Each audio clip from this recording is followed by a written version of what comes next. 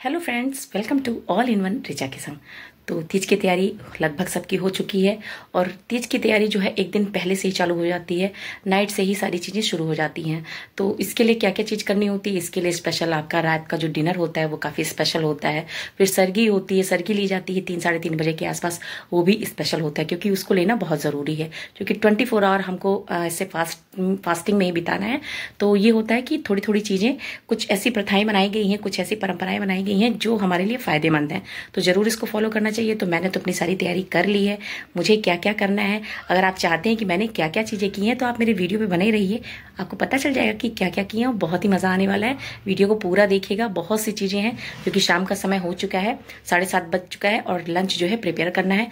क्या क्या बनाने वाली हूँ वो भी मैं आपके साथ शेयर करने वाली हूँ। गर्मी बहुत ज़्यादा है, बहुत ही भीषण गर्मी, आप देख सकते पसीना बहुत आ रहा है। तो इस तरीके से चलिए एंजॉय भी करते रहेंगे और काम को भी करते रहेंगे, साथ में आपके साथ सारी चीज़ें शेयर भी करते रहेंगे। तो लेट्स स्टार्ट। जैसा कि स्पेशल दिन है तो स्पेशल दिन के लिए स्पेशल चीज़ें बनती हैं। तो मैंने सोच रखा है कि आज मैं क्या बनाऊंगी। तो इसके लिए मैंने सबसे पहले पनीर ले आई थी और पनीर की सहायता से मैं बनाऊंगी शाही पनीर, जो कि मुझे बहुत पसंद है और फैमिली में भी सबको बहुत पसंद आता है। तो शाही पनीर बनाने के लिए देखिए, पनीर के मैंने बड़े बड़े टुकड़े कर लिए हैं और इनको फटाफट क्या करना है, फ्राई कर लेना है। बहुत ज़्यादा नहीं फ्राई करना है, बस हल्का सा इसका कच्चापन खत्म हो जाए तो इसको अलग करके रख लेना है। बाकी मसाले जो काजू की ग्रेवी होती है, साथ में आप चाहें तो इसमें थोड़ा सा मावा भी डाल सकते हैं, इससे बहुत ही अच्छी ग्रेवी, थिक ग्रेवी रेडी होती है। थिक ग्रेवी से क्या होता है कि सब्जी जो हमारी बहुत ही टेस्टी बनती है, क्योंकि इसका नाम ही शाही पनीर है। तो इसलिए इसमें ग्रेवी जो भी पड़ेगी थिक पड़ेगी और इसको क्या करना है, अच्छी तरीके से भूनना है। आप चाहते हैं कि अगर इसकी रेसिपी पूरी तरीके से जानना चाहते हैं तो मुझे कमेंट करके बताइएगा, मैं शाही पनीर की रेसिपी आपको ज़रूर शेयर करूँगी। बहुत ही टेस्टी होती है और बहुत ही इंस्टेंट तरीके से भी बनती है और आप इसको कभी भी बना सकते हैं। तो ये देखिए, इस तरीके से मैं शाही पनीर बना रही हूँ। साथ में इसमें मैंने मलाई डाल दिया है, मलाई से थोड़ा सा रिचनेस आती है। तो मलाई डालने से बहुत ही बढ़िया फ्लेवर भी आता है और साथ में टेक्सचर भी आता है। तो ये देखिए, इस तरीके से मैंने अपना जो मसाला है भून लिया है। क्योंकि काजू का मसाला है इसलिए कंटिन्यूअसली इसको चलाते रहना है, नहीं तो काजू का पेस्ट जो है जलने लगता है। तो इस तरीके से इसको कंटिन्यूअसली चलाना है और जब आपको लगे कि ये पैन जो है छोड़ रहा है, घी छोड़ रहा है, तो आप इसमें डाल सकते हैं ग्रेवी के लिए आप दूध मिक्स करके, दूध भी डाल सकते हैं और नहीं तो आप चाहें तो पानी भी डाल सकते हैं। तो मैंने थोड़ा सा दूध मिक्स किया हुआ पानी डाला है और इसको धीरे धीरे चला रही हूँ। जब इसमें अच्छे से उबाल आ जाए तो मैं इसके अंदर पनीर के टुकड़ों को ऐड कर दूंगी। ये देखिए, बन गई है मेरी शाही पनीर, जो कि बहुत ही इंस्टेंट वे में बनी है और बहुत ही टेस्टी लगती है। तो आप लोग भी इस तरह से ज़रूर बनाइए शाही पनीर। और अब बनी आती है फेणी की, जो कि फेणी मैं देसी घी की फेणी लेके आई हूँ मार्केट से। वो बहुत ही अच्छी लगती है और बहुत ही अच्छी तरीके से बन भी जाती है। फेणी बनाना बहुत ही आसान है, इसको कोई भी बना सकता है। सिर्फ एक दूध का जो उबाल आ जाए उसके बाद क्या करना है, हमको फेणी उसके अंदर डालनी है और फिर शुगर अपने हिसाब से, टेस्ट के हिसाब से आप डालिए तो फेणी रेडी हो जाती है। और मैंने अपनी फटाफट पूड़ियाँ भी बना ली, क्योंकि पूड़ियाँ जो हैं लड्डू गोपाल को भी लगेंगी भोग में, तो इसलिए मैंने पूड़ियाँ भी बना ली और साथ में मेरा पूरा खाना जो है रेडी हो चुका है। अभी जैसा कि मैंने बताया कि खाना बनने के बाद सबसे पहले लड्डू गोपाल को भोग लगता है। तो भोग के लिए मैं अपने कान्हा के पास ले गई, क्योंकि सब्जी में मैंने पनीर के सब्जी में मैंने प्याज डाला हुआ था, इसलिए मैं उसका भोग नहीं लगा रही हूँ। सिर्फ मैं फेड़ी की और पूड़ी की जो है भोग लगा रही हूँ बाबा को। तो ये ध्यान रखिए, जब भी खाना बनाइए तो कान्हा के लिए भोग जो बनाते हैं उसमें लहसुन प्याज नहीं पड़ता है। तो मैं जो लहसुन प्याज वाला नहीं होता है वही मैं भोग में लगाती हूँ। तो ये देखिए, मेरा जो है खाना भी रेडी हो चुका है। मैं बच्चों को भी खाना खिला कर फिर मैं निकल जाऊँगी मेहंदी है। तो बहुत बड़ा काम हो गया है। सबसे बड़ा काम जो होता है डिनर का होता है। डिनर कंप्लीट हो चुका है, क्योंकि हाथों में मेहंदी लग जाएगी तो मैं कोई भी काम नहीं कर पाऊंगी। तो इसलिए मैंने सब्जी बना दी है, रोटी बना दी, रोटी क्या पूड़ी बनाई है। स्पेशल दिन है तो थोड़ा सा स्पेशल जरूर बनता है। तो साथ में मैंने शाही पनीर बनाया है और शाही पनीर के साथ मैंने बनाया है अरबी, जो कि फ्राई होती है, बहुत अच्छी लगती है। उसके साथ थोड़ी सी फेड़ी बनाई है जो कि बहुत ही टेस्टी होती है और उससे पेट थोड़ा भरा भरा भी लगता है। तो इसलिए मैंने स्पेशल उसको रखा है, क्योंकि वो टेस्टी भी लगती है और फटाफट बन भी जाती है क्विकली। और साथ में पूरियां हैं जो कि बन गई हैं और अब मैं जा रही हूँ मेहंदी लगवाने। अब हेलो, गुड मॉर्निंग। तो मॉर्निंग हो चुकी है और नहा के मैं आ चुकी हूँ और साथ में पूजा की तैयारी करनी है। क्या क्या करूँगी, कैसे करूँगी, सारी चीज़ें आपके साथ शेयर करने वाली हूँ। तो चलिए मिलते हैं थोड़ी देर में। तो ये है मेरा मंडप, जो कि मैंने केले से तैयार किया हुआ है, केले के पत्ते से। ये देखिए, इसको मंडप को मैंने तैयार कर दिया है जैसे मुझे आता था। बाकी कपड़ा मैंने लाल रंग का बिछा दिया है, थोड़ा सा प्लांट लगा दिया है, देखने में थोड़ा सा अच्छा लग रहा है। तो इस तरीके से मंडप तैयार किया है। बहुत ही सिंपल तरीके से और बहुत जल्दबाजी में बना है। और अब करनी है पूजा। तो पूजा करने के लिए क्या क्या करना है मैं आपको दिखा रही हूँ, ध्यान से देखिए किस तरीके से पूजा करनी है। तो सबसे पहले इस तरह से चौकी और मंडप तैयार कर लेना है। बहुत ही सुंदर लग रहा है, बहुत ही सिंपल तरीका है मगर देखने में बहुत अच्छा लग रहा है।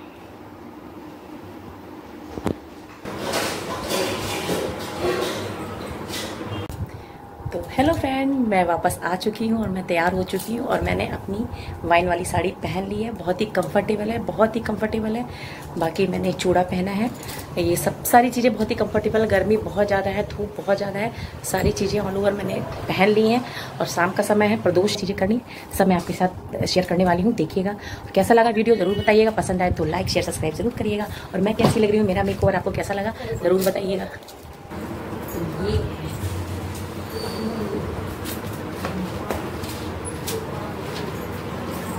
तो मैं कैसी लग रही हूँ बताइएगा ज़रा जल्दी से। और मैंने बन भी बनाया है, साइडों के बन बनाया है अपने हाथों से। तो मैं कैसी लग रही हूँ प्लीज़ कमेंट करके बताइएगा। मगर जो एक फाइनल पूजा होती है, जो लास्ट पूजा होती है, उसको मैं घर पे ही करूँगी। पंडित जी भी कथा कर रहे हैं, आवाज़ आ रही होगी। तो मैं भी घर में कथा पढ़ूंगी। कथा करने के बाद फिर मैं मंदिर जाऊंगी। मंदिर जाने के बाद मैं जो है घर में आकर के फिर से जो है जो करना है अपना करती रहूँगी। मगर जो फाइनल पूजा है वो अभी कर दे रही हूँ, जिसमें मैं भगवान को भी बिठा दे रही हूँ। और मंडप मैंने बना दिया है और मंडप के साथ साथ सारी चीज़ें जितने भी श्रृंगार की सब मैं उसको चढ़ा दूंगी और उनको अर्पित कर दूंगी। और उसमें से कुछ एक आध चीज़ मैं ले लूँगी अभी। बाकी चीज़ें सुबह के समय सुहाग जो लिया आता है वो मैं ले लूँगी और बाकी चीज़ें सुबह कर लेंगे। तो चलिए बाकी पूजा अपने साथ दिखाती हूँ कि मैंने क्या क्या किया है।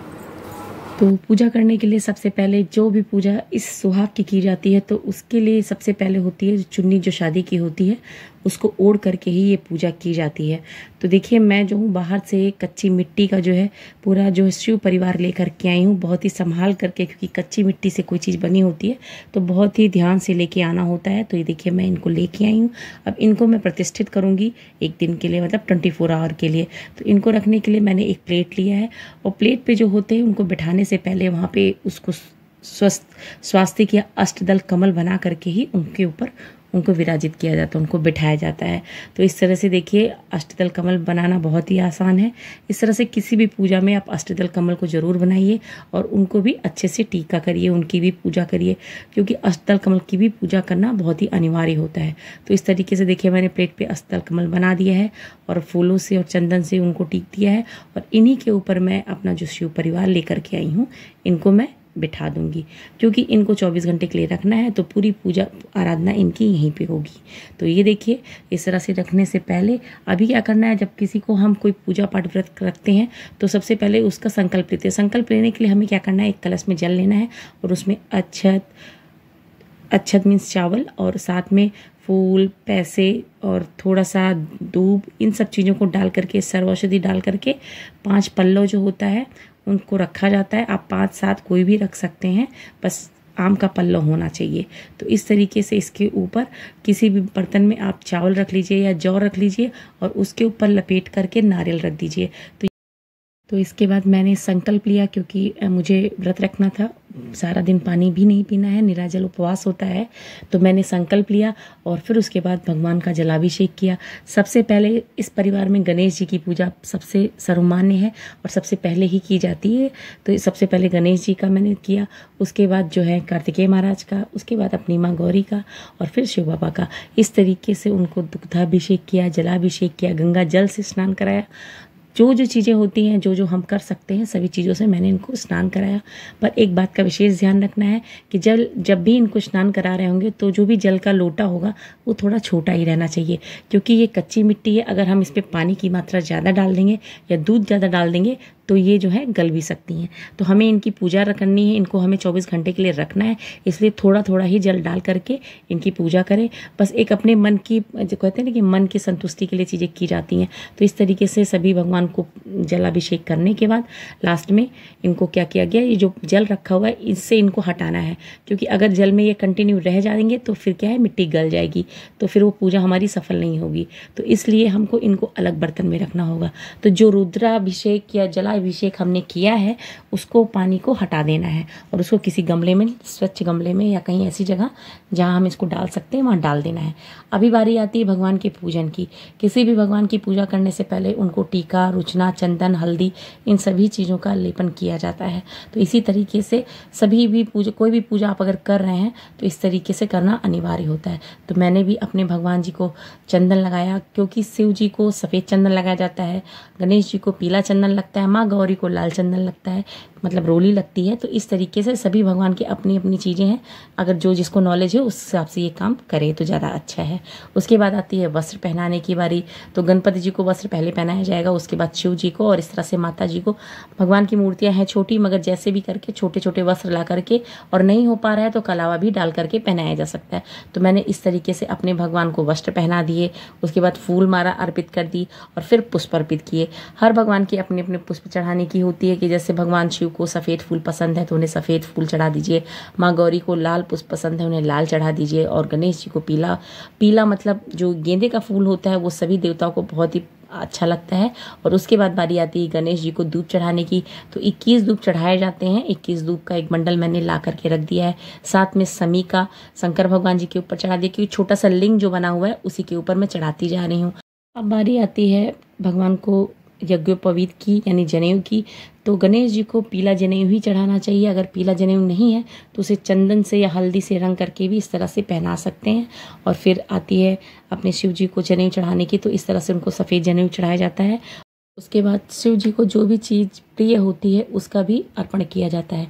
जैसे कि बेलपत्र चढ़ाया जाता है, तो बेलपत्र को चढ़ाने से पूर्व उसके ऊपर चंदन लगाया जाता है। उसके बाद उनको धतूरा, भांग, इन सब चीज़ों को चढ़ाया जाता है, जिससे कि वो प्रसन्न होते हैं। और अब बारी है सिंदूर चढ़ाने की। तो माता को सुहाग दिया जाता है। तो आज के दिन माता को जो सुहाग दिया जाता है वो सुहाग हम लेते भी हैं। तो इसलिए जब भी उनको सिंदूर चढ़ाएं तो थोड़ी मात्रा ज़्यादा होनी चाहिए, जिससे कि आसानी से हम उनसे ले सकें। तो इसका ध्यान रखना है, जब भी सिंदूर डालना है तो थोड़ी मात्रा ज़्यादा हो। और इसके बाद माता के श्रृंगार जो भी होते हैं, माता को जो श्रृंगार चढ़ाए जाते हैं, जैसा कि 16 श्रृंगार की बात कही जाती है कि 16 श्रृंगार करके ही पूजा पाठ किया जाता है। इस तरह से सुहाग की कोई भी पूजा होती है तो महिलाओं को इस तरह से सज संवर के ही माता की पूजा की जाती है। तो सुहाग की जो भी चीज़ें होती हैं, जिसमें चूड़ी, बिंदी, आलता, मेहंदी, ये सारी चीज़ें हैं, लगभग सभी को सारी चीज़ें पता ही होती हैं। तो ये भी जो है माँ गौरी को आज के दिन चढ़ाया जाता है, समर्पित किया जाता है। और ये इसलिए होता है कि जिससे कि हम हमेशा माँ को ये चढ़ाते रहें, और ये तभी चढ़ाएंगे जब हमारे पास ये सारी चीज़ें रहेंगी। और ये उनसे कामना करते हैं कि माता रानी हर बार हम आपको इस तरह से 16 श्रृंगार की वस्तुओं को अर्पित करते रहें। तो एक तरह से ये बात अपने दिल में रख करके माँ को कही जाती है और माँ से आशीर्वाद लिया जाता है।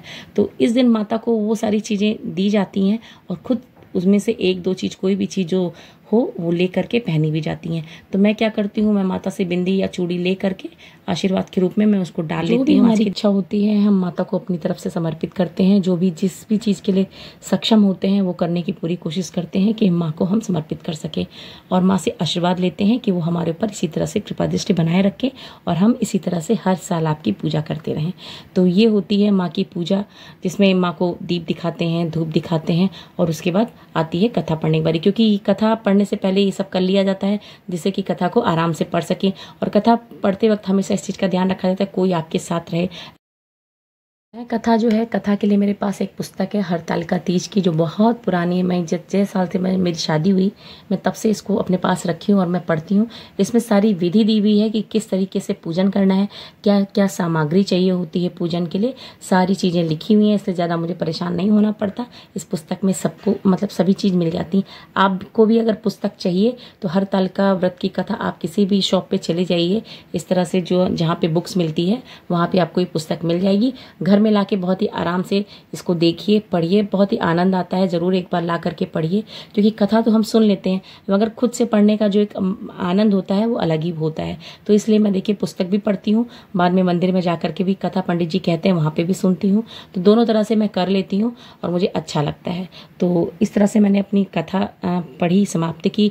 उसके बाद आरती भी ज़रूरी होती है। माँ गौरी की आरती, शिव जी की आरती, गणपति जी की आरती की जाती है इसमें, क्योंकि सभी लोग हमारे पास विराजित हैं तो इसलिए सबकी आरती की जाती है। तो आरती करने के बाद मैं क्या करती हूँ, भगवान को जितने भी फल फ्रूट शीत फल जितने भी होते हैं चढ़ा करके, जो भी भोग का सामान होता है चढ़ा करके आरती कर लेती हूँ।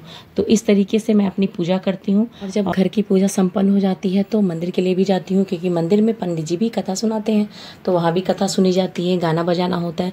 क्योंकि ये रत जगह है, पूरी रात भर चलता रहता है, जागरण होता रहता है।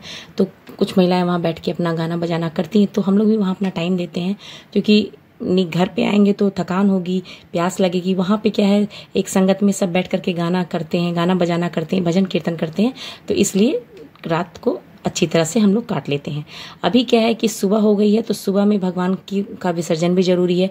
तो मॉर्निंग में जितनी जल्दी उठ करके भगवान का विसर्जन किया जाता है उतना ही अच्छा है। तो देखिए सबसे पहले विसर्जन करने के लिए कलश पे, क्योंकि हम कलश को ही मानते हैं और उन्हीं को मान करके अपना जो है एक जो है संकल्प लेते हैं। तो पूरा हो चुका है, पूजा पूरी हो चुकी है, संपन्न हो चुकी है, तो कलश को हिलाना अनिवार्य है। क्योंकि सबसे पहले हम कलश की ही पूजा करते हैं और उसके बाद बाकी पूजा करते हैं। तो जैसे कलश को मैंने हिला दिया है और उसका जल ले जाके कहीं किसी पौधे में डाल दूंगी, तुलसी जी में नहीं डालूंगी। और उसके बाद अभी क्या है, जो शिव परिवार है उनको भी ले जा करके विसर्जित करना है। तो अगर आसपास नदी हो तो वहाँ पे विसर्जित करना ठीक होता है, और नहीं तो अगर घर में आपके पास कोई पॉन्ड हो तो आप वहाँ पे भी इसको विसर्जित कर सकते हैं। तो मैंने छोटा सा एक पॉट ले रखा है, उसमें मैंने उस गमले टाइप का बना रखा है, उसमें कमल के बीज डाल रखे हैं, तो उसमें कमल निकलता है, उसी में मैं इनको विसर्जित कर दूंगी। और इस तरीके से हमारी जो है हड़ताल का तीज व्रत की पूरी पूजा जो है संपन्न हुई। तो आप सभी को हर हर महादेव।